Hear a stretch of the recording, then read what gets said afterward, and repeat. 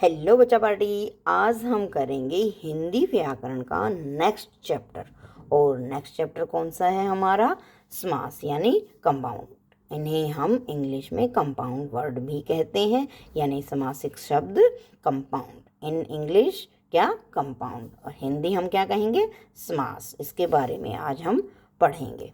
क्या होता है समास? सबसे पहले हमने क्वेश्चन जो बनाया है, प्रश्न जो है वो है समास किसे कहते हैं, यानी जो समास है उसको कहते किसको हैं। ठीक है, इसके लिए हम उसकी परिभाषा देखते हैं। जब दो या दो से अधिक शब्दों से मिलकर जो नया शब्द बनता है उसे क्या कहते हैं?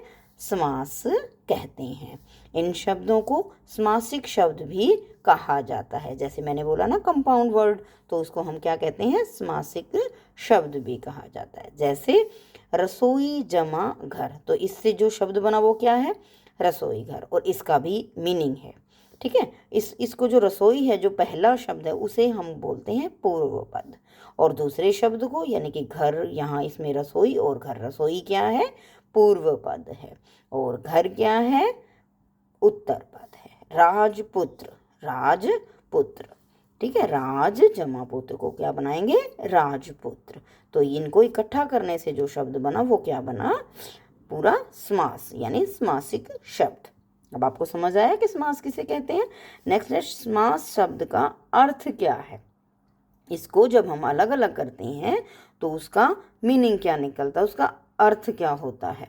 सम को क्या कहते हैं? पास। आस यानी रखना। सम जमा आस, सम का अर्थ है पास, आस का अर्थ है रखना, यानी एक इकट्ठे करके दोनों को एक साथ रखना। इसका शब्द का मीनिंग हुआ, मीन्स समास शब्द का अर्थ हुआ। शाब्दिक अर्थ कैसे बनेगा? छोटा रूप, यानी कि हमने इतने रसोई घर को रसोई बड़ा छोटा करके कैसे लिखा? रसोई जमा घर को हमने अलग अलग कैसे करके रखा? रसोई घर लिया। राज जमा पुत्र को कैसे लिखा था? राजपुत्र, छोटा करके लिख दिया ना। इसीलिए इसको हम छोटा रूप के रूप में कहते हैं। इसका शाब्दिक अर्थ क्या हुआ? छोटा रूप। किसी शब्द का छोटा रूप क्या कहलाता है? समास कहलाता है। और समास के उदाहरण कौन कौन से होते हैं? जैसे दो चार उदाहरण देखिए। जैसे रसोई घर, रसोई के लिए घर। अब इतना बड़ा तो हम कहेंगे नहीं रसोई के लिए घर, तो हम क्या इस्तेमाल करेंगे उसकी जगह पर? रसोई घर। देश का भक्त नहीं, देशभक्त। उसने हमने समासिक शब्द के अकॉर्डिंगली इसका शब्द क्या बनाया? देशभक्त। घोड़े पर सवार, घुड़सवार। कमल के समान चरण, चरण कमल। राजपुत्र का, राज का पुत्र जो है वो क्या है? राजपुत्र। मूर्तिकार, मूर्ति को बनाने वाला। यथामति, मति के अनुसार। तो ये क्या हुए? इसके उदाहरण हुए। जैसे रसोई घर, देशभक्त, घुड़सवार, चरण कमल, राजपुत्र, मूर्तिकार और यथामति। तो समास के भेद जो हैं वो कितने होते हैं, यानी समास कितने प्रकार के होते हैं? कौन कौन से? ये 6 प्रकार के होते हैं। समास कितने प्रकार के होते हैं? 6 प्रकार के होते हैं। फर्स्ट हमारा यानी पहला जो है तत्पुरुष समास, अव्ययी भाव समास, कर्मधारय समास और द्विगु समास, द्वंद्व समास और बहुव्रीहि समास। कितने प्रकार के हुए? 6 प्रकार के, यानी 6।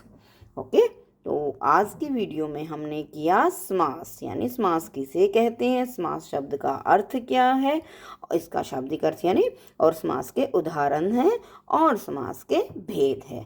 आगे वाली वीडियो में हम क्या करेंगे?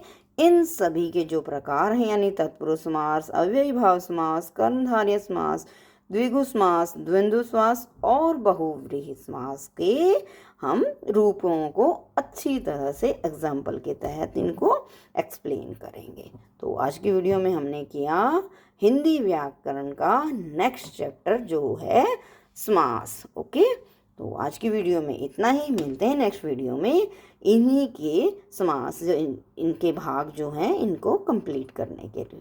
तो आज की वीडियो में इतना ही। मिलते हैं नेक्स्ट वीडियो में किसी इसी के नेक्स्ट टॉपिक से। Till then, bye bye.